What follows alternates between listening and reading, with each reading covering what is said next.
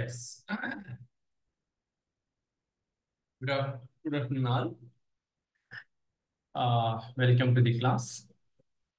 I'm going to start the lesson today. Actually, the course is computational chemistry, polymers, and separations and extractions, and chromatography. In this paper, in the offline mode, first 6 units are completed, pertaining to computational chemistry and polymers. In today's class, I am going to discuss about the separation techniques by solvent extraction. This is the unit from the separation technique, block 3.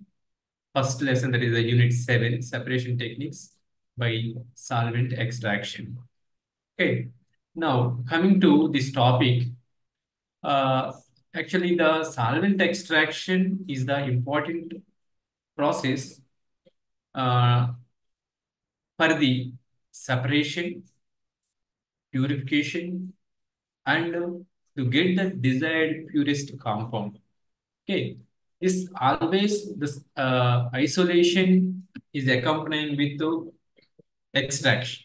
Whenever we are performing the extraction, we need to do isolate the compounds to separate or to eliminate or to remove the unwanted products or to separate the two equal ratio products found in a reaction or in the formulation of drugs, in the synthesis of drugs. We need to remove impurities, or we need to separate the mixture of compounds, or we need to separate the or remove the any additional compounds remained after the reaction, after getting completion of the reaction. Okay, in this topic, when a sample contains several components, its analysis becomes complicated. Why? Because it is having several compounds. Whenever we are performing the analysis, it gives the information about the all the compounds. But our desired analysis is we need to get the information of our desired product only. But whenever the sample mixture contains several components, when it is subjected to the analysis, it gives the misleading information. That means the results or the analysis data which is pertaining to our desired product along with the whatever the impurities or other compounds present along with the compound. Therefore, for accurate analysis of the uh, sample, the components are should be isolated or separated from the sample mixture before suitable analytical method is to be applied for getting the desired data, right? From which we can analyze the whether the given mixture contains a single compound or multiple compounds. If the multiple compounds, we need to separate them or we need to remove unwanted products. Only we need to get the desired product. Okay. Depending on the type of sample and its nature and amount of active ingredient present in it, we can remove the interfering substance. Here any unwanted product is there in along with our product, we need to remove because it is always interfering during the analysis, or also when we are performing the any activity studies. Suppose if it is the molecule is the drug, if you are performing any activity studies, that will be interfering always. Therefore, we need to remove the interfering unwanted product to get the exact results and to improve the activity of that compound. Therefore, we need to remove that interfering compound. And second one is remove or isolate active substance under analysis. Suppose sometimes in a reaction we'll get the suppose if the compound A is involving in the reaction and will with the B, then it leads to formation of two products C plus D. In such case, C plus D. In such case, if these by two products are generated in the reaction, but our desired product is only C, In such case, we need to eliminate the D, or we when it is eliminated, if it is the small or the amount is very small amount, then we can remove it D, then only C will be remain, then we can analyze or we can test on the C. But if the reaction gives the equal amounts of product, suppose the 50% of the C and the 50% of the D is obtained in the reaction, there is a process or there is a method is available to separate the C, then we can simply remove this D from C from this mixture, or we can isolate this C from this mixture, then we can get the purest form of C that is applied for the analysis. Okay, this is these are the two ways or two purposes can be apply the extraction and isolation methods. Okay, various methods can be employed to achieve separation.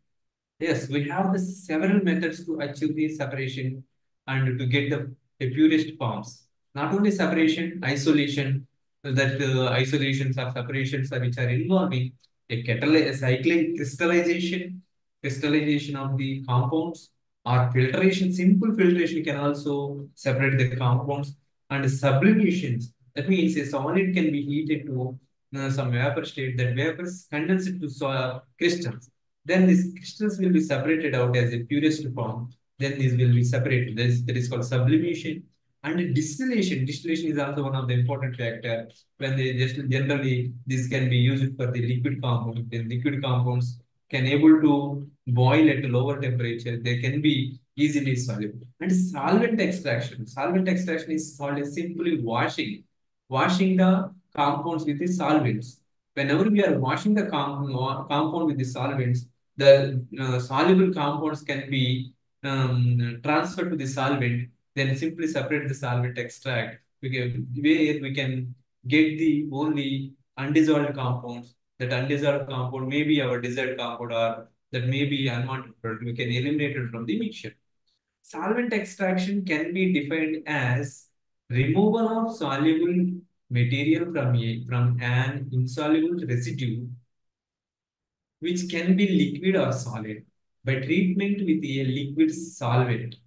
In other words, suppose if you can say other way, solvent extraction technique involves stabilizing the required constituent and removing it with a suitable extracting solvent. Right? Suitable extracting solvent. Hello?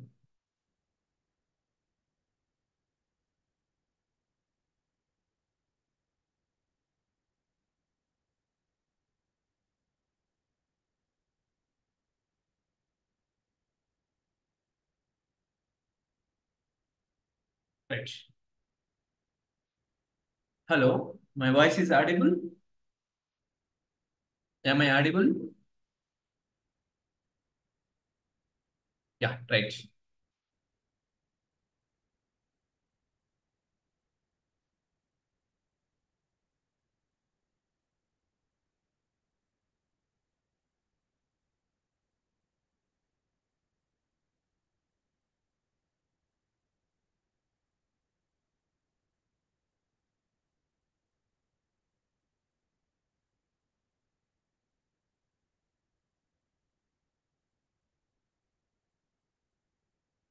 Right. Then coming to the coming to the solvent extraction process. This process is usually associated with the isolation of desired substances from solid or liquid sample. That solvent extraction. Suppose if the mixture, suppose this mixture contains a compound mixture may be contained in a beaker. For example, some mixture is there in this beaker. Then how to perform the solvent extraction? Simply add suitable solvent. Add suitable solvent. When we are adding this suitable solvent, the compound mixture is soluble in that solvent, that is soluble in the one of the component, or some of the components are soluble in that solvent, then some of them are insoluble. Suppose in some cases, for example, if you take ethyl benzoate, suppose the mixture may contain ethyl benzoate along with some anil anil. Okay. For example, this mixture, if you are adding diethyl ether, both the compounds will be soluble. Both the compounds will be soluble. Therefore, a soluble, transparent liquid will be, or solution will be generated. Solution will be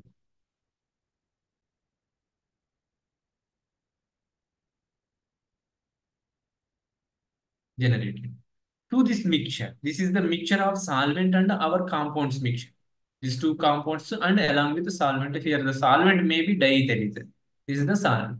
Okay. Now, this is the solvent ethereal solution. Ethereal solution. Now, how this mixture will be separated? Suppose here we are prepared the solution. Here we are prepared the solution with the ether of this binary mixture. Now, how to separate this mixture?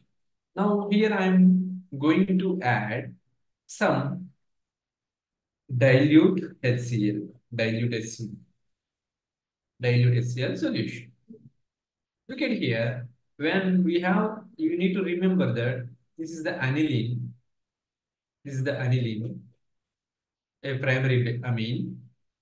Now, whenever it is treating with HCl, it will generate hydrogen chloride salt.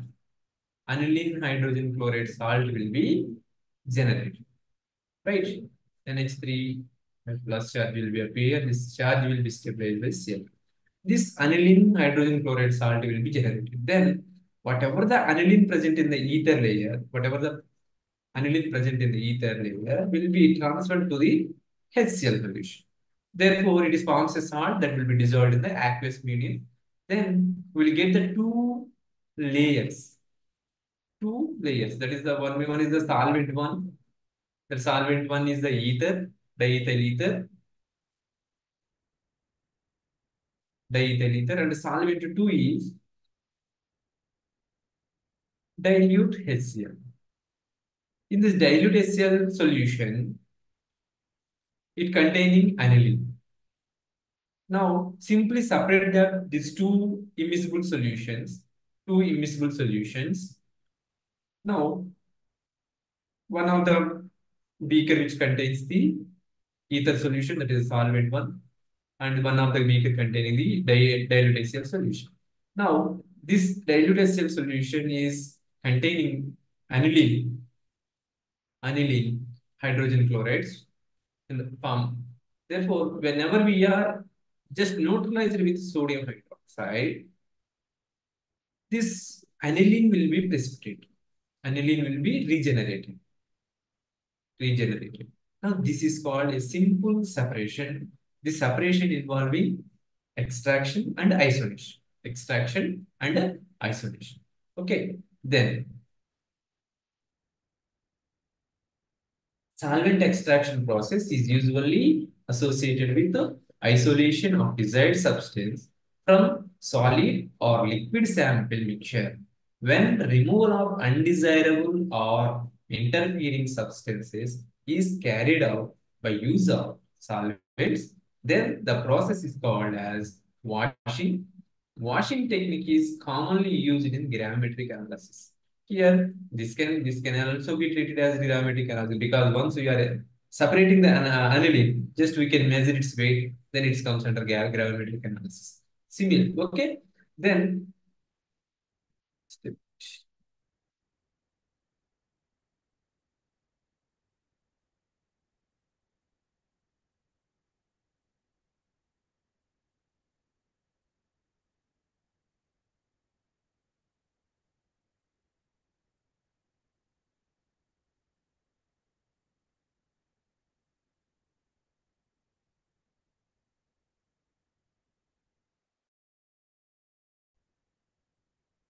Hello,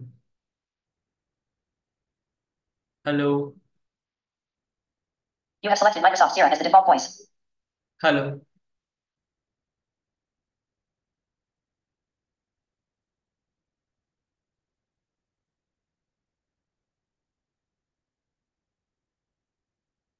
Please wait. My microphone is something. It is showing.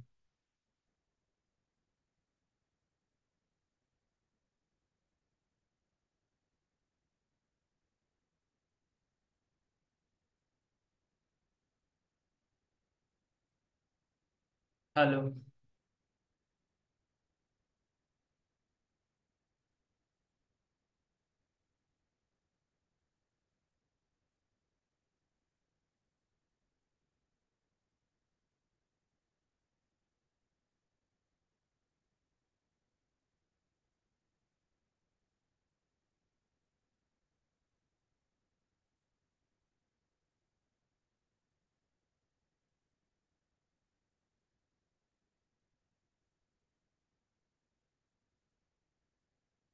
Right. Okay.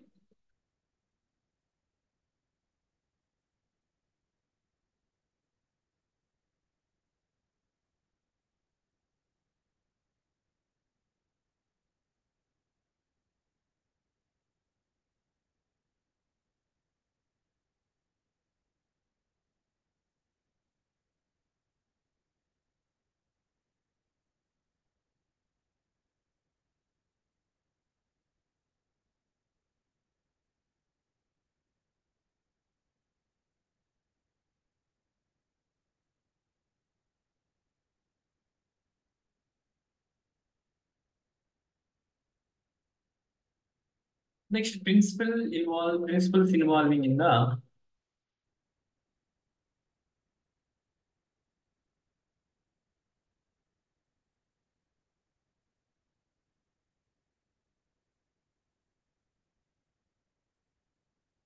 hello.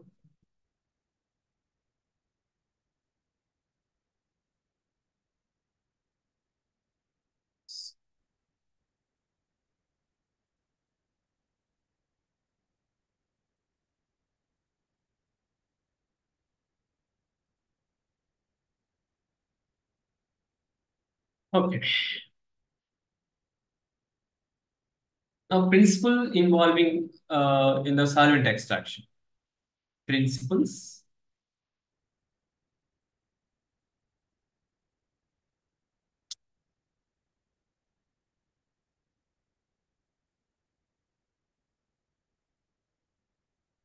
Just a minute.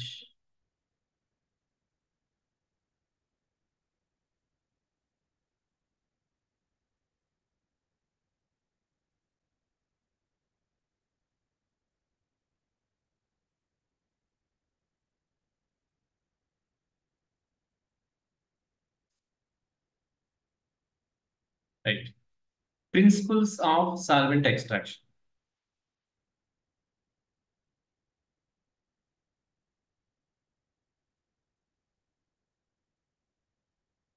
Principles of solvent extraction. Extraction.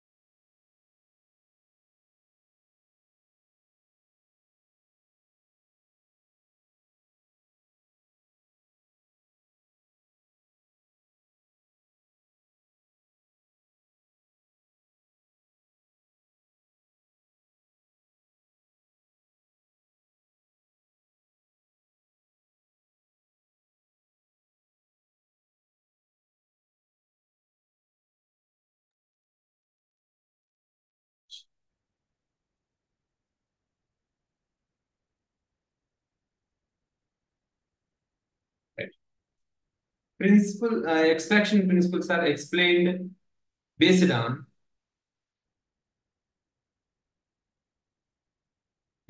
two principles or two theories. One is Nernst distribution law.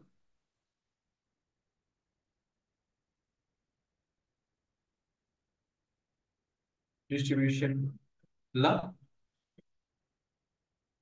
And the second one is extraction efficiency. Extraction efficiency. When you come into the first one, Nernst distribution law, Nernst distribution law.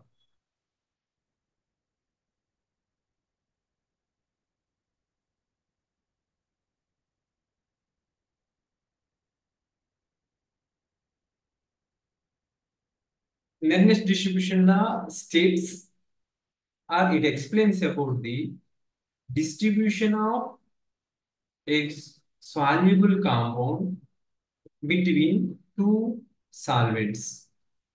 For example, one particular solvent which is soluble in two solvents, when these two solvents are immiscible, that means insoluble to each other. These two solvents are immiscible. Whenever we are adding or whenever we are dissolving one substance in one particular solvent, later we are adding the second solvent. The solute is distributed from the solvent 1 to solute 2 in equal amount.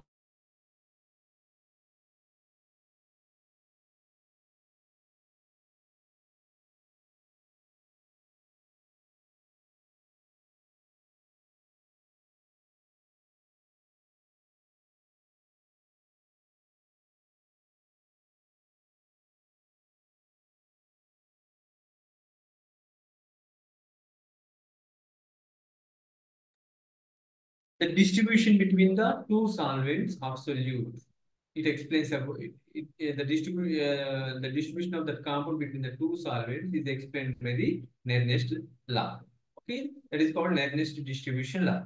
Nernst distribution law states that if two immiscible solvents are, they are in contact with the other, whenever in contact with each other, and a solute that is soluble in both the solvents is added to it, then the solute will distribute itself in both the solvents in such a way that the ratio of concentration of the solute in two solvents is constant at constant temperature. That is the statement of Nernst distribution. If you take, suppose solvent 1,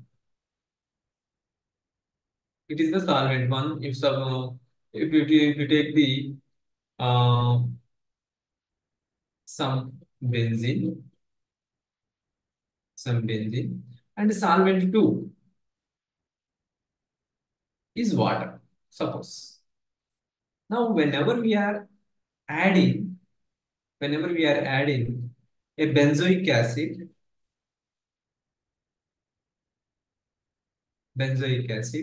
it will be highly soluble in, benzoic acid and also soluble in water. But the solubility is more in the case of benzene, but it is the sparingly soluble in water. Whenever we are adding benzene to the immiscible mixture of that water and benzene, this is a water and benzene. Now, first this benzoic acid soluble in the benzene. Later, after some time, it will be distributed to the water. That means the distribution will be constant. The amount of benzoic acid will be transferred to the or dissolved to the water is constant. Okay, this experiment or this observation is carried out at a constant temperature. At constant temperature, temperature should be constant. Okay, then to explain the law, you should consider a solute C. Should consider solute C. For example, solute is benzoic acid. Solute C is C is benzoic acid. And solvent one is benzene. And solvent two is water. When which are immiscible to each other. These two solvents are immiscible to each other. Immiscible to immiscible to each. That is immiscible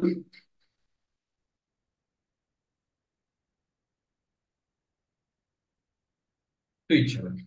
Okay. Bring the solvent in contact with each other when they are immiscible. When the solute is shaken with the solvents, both the solvents, if you consider solvent 1, solvent 2, you take in a single vessel, this is the solvent 1, this is the solvent 2. Now you are adding the solute 2 to this mixture. You are adding solute 2, solute C. Now, whenever we are mixing together with the shaking or mixing or stirring, the solute C will be distributed itself between the two solvents so that the ratio of the concentration in solvent 1 to solvent 2 is constant. Mathematically, the this may be expressed in the following equation. This may be expressed in the following equation. Here, the distribution between the two solvents of the solute is expressed by this distribution constant, that is a Kd. Kd is the distribution constant equal to the concentration of C1 in the solvent 1 and the concentration of the solute in the C2, that is solvent 2. Right? Where C1, first you take the Kd is the distribution constant. Distribution constant.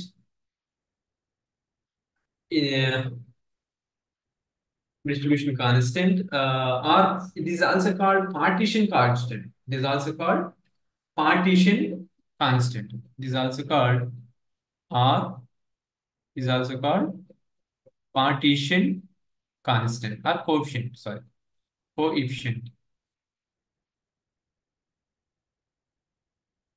Coefficient. Now, what is C1 and C2? C1 and C2 are where C1 is the concentration of solute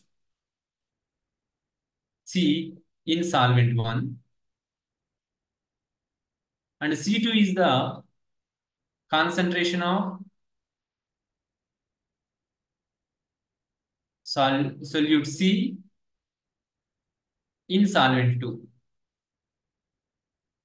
Now the ratio between the concentration of solute in solvent 1 and solvent 2 is the distribution constant. The distribution law is valid under the following conditions. When the distribution law is applicable, the distribution law is applicable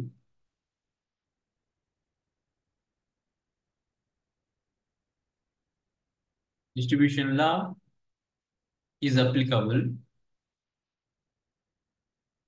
when you need to maintain constant temperature, constant temperature, constant temperature. And the second one, here the properties of solvents is very important. How the distribution between the compound is two solvents. Therefore, the solvent concentration is very important. And moreover, here you need to use the solute concentration is very little. That means you need to use dilute solution, very dilute solution. If the more concentrated solution, the distribution coefficient or distribution law may be failed sometime. Therefore, you need to use dilute solutions only. Dilute solutions are used. Dilute solutions are used. That means that is the concentration of solute. Is the concentration of solute is very less in both system or both solvent systems. Both solvent systems. And third one, solvents are insoluble or immiscible. That is the important factor. Otherwise, if they are soluble to each other, the distribution or the separation or extraction will not be takes place. Therefore, the Nernst law will be applicable, not applicable for the such kind of solvent system. Therefore, solvents which will be select for the extraction or isolation are insoluble insoluble and immiscible. Immiscible with each other.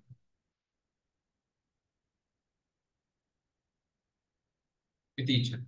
Okay. Next property is the solvent, the solute exist in the same molecular or ionic state. Whatever the state you are taken of the solute, the original state of solute should not alter. Should not alter. That means the solute exists in the same molecular or ionic state in both the solvents. In both the solvents. That suppose you are taking the solute in a one solvent system, one solvent that should be distributed from the solvent 1 to solvent 2. In such case, the solute should not undergo degradation, should not undergo ionization, should not undergo dissociation, should not undergo association. Then only distribution law is applicable, and then only we can extract or isolate the compound or solute. Okay. Under this, the original state of the solute should not alter. That is how the alteration takes place. First one should not react. Solute should not react with solvent. Should not react with the solvents or both the solvents. One or two solvents. Any solvent, it should not be react. And B. Solute undergo should not undergo association or dissociation. If these are undergoing the association, a macromolecule will be or larger molecule may be formed. The distribution may be difficult. Okay. Suppose if it is undergoing dissociation, smaller molecules may undergo. The distribution rate will be increased sometime or decrease sometime, or distribution may not happen sometime. Okay, that is the reason should not dissociate to ions, dissociated to other smaller molecules or other molecules or ions. If it is undergoing the association, it gives the molecular ion, or it is undergoing dissociation, it produces the molecular ion. But it should not be undergoing any association, dissociation whenever they are interacting with solvents. That should be very careful whenever we are going to select the solvent for the extraction or isolation. The solute should not associate to give the larger molecule in any solvent. Okay. Actually, I am repeating this sentence because whenever this is undergoing the association, it gives the larger molecule. Whenever the larger molecule is generated in the solvent system, the distribution may be difficult or the solubility strengths may be altered. Due to that reason, the solute should not undergo any association or dissociation. Next, extraction efficiency. Next rule is extraction efficiency.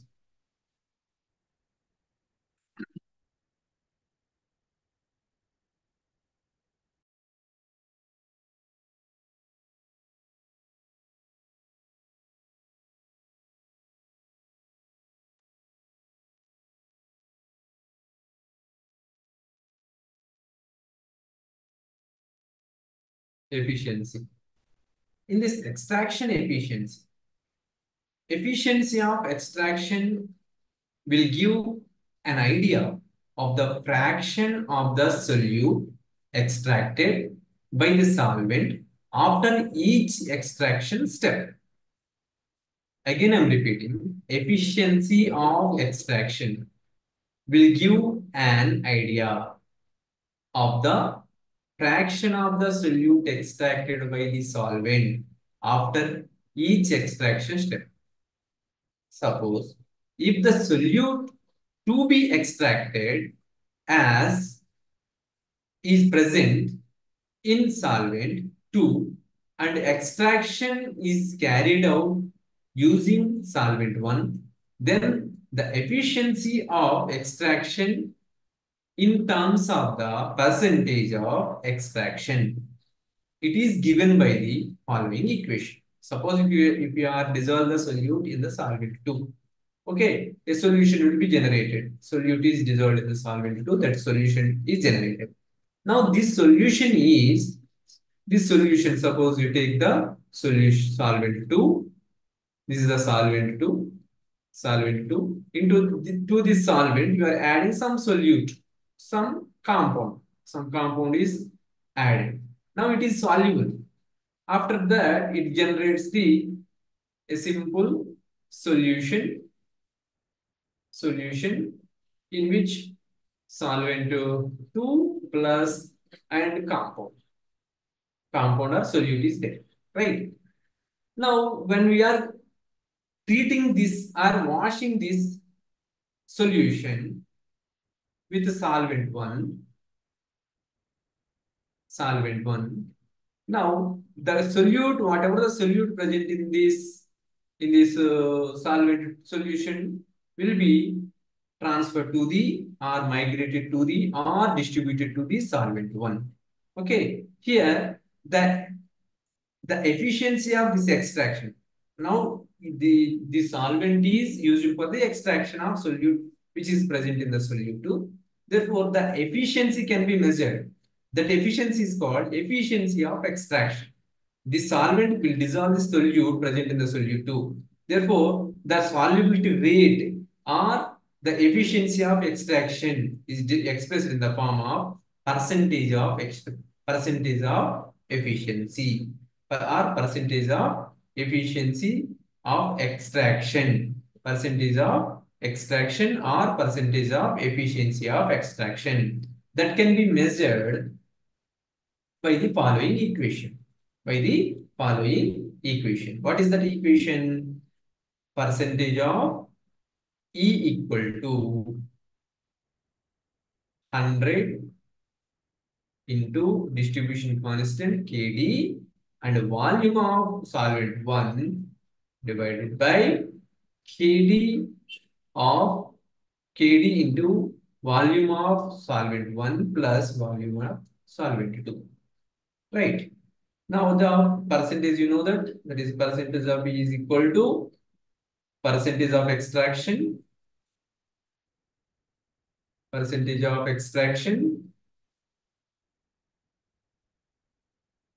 and K is the distribution constant, that is the Kd, area over below in the equation, distribution constant.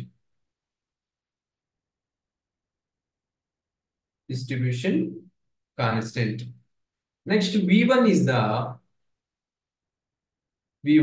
volume of solvent. Volume of solvent 1. Then V2 is the volume of solvent 2.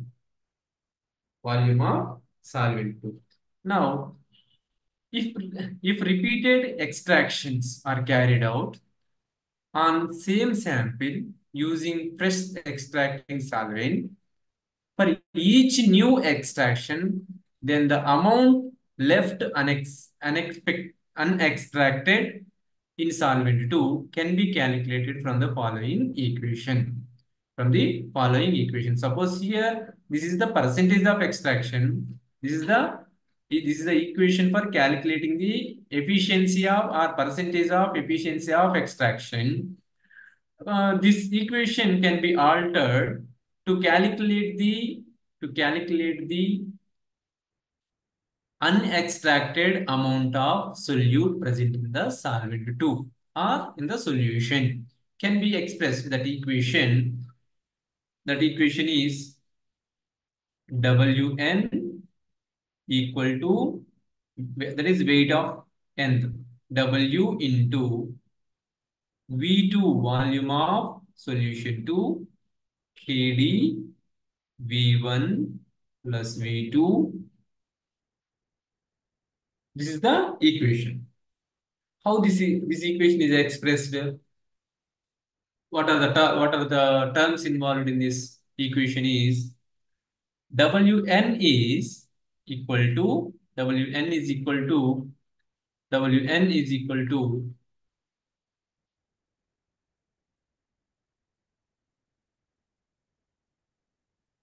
Wn is equal to amount of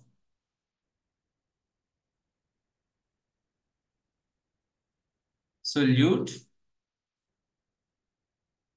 left as unextracted after n extractions. N extractions. Wn is, that is the weight of the solute remained or left over in the solution after n extractions. Then W is equal to, again W we are using here, the W is equal to amount of solute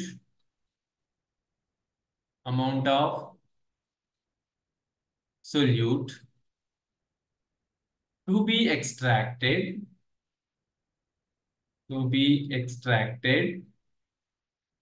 originally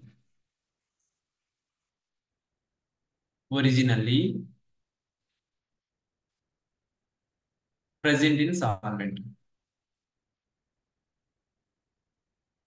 present in solution or solvent 2. Now already know that Kd is the distribution constant,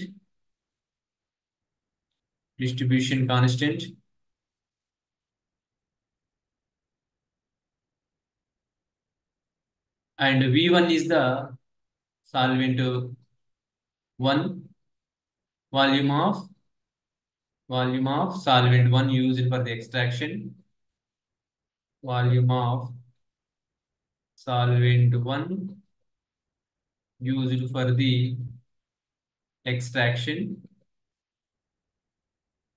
and volume 2, V2 is equal to volume of solvent 2 used for extraction.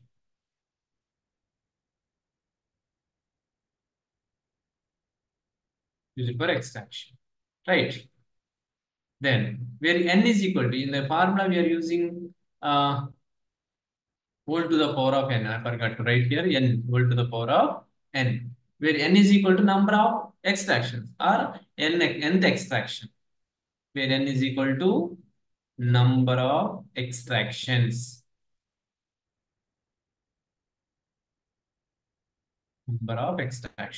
Okay. Now, by using this formula, we can solve one question of what is that? I will give you one problem, right?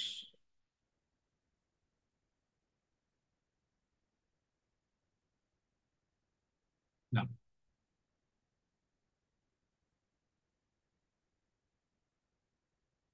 here I'm going to give you a problem to you, right? A 100 ml of aqueous sample solution containing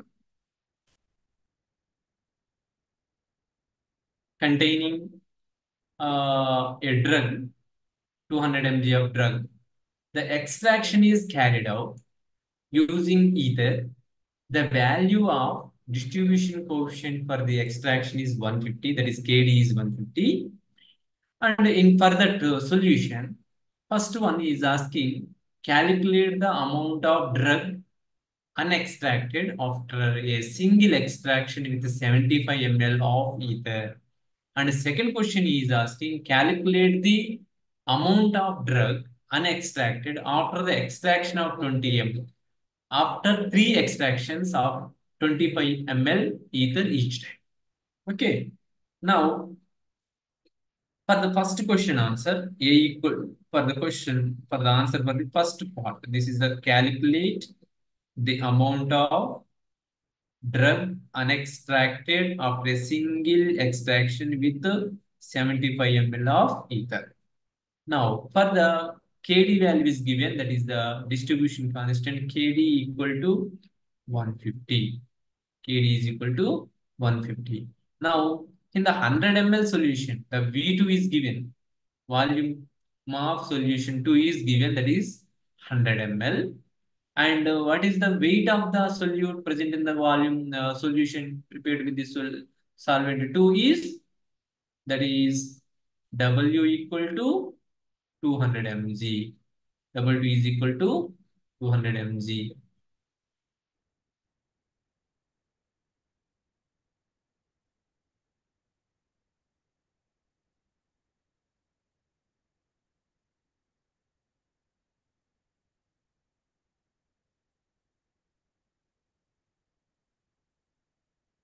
200 mg.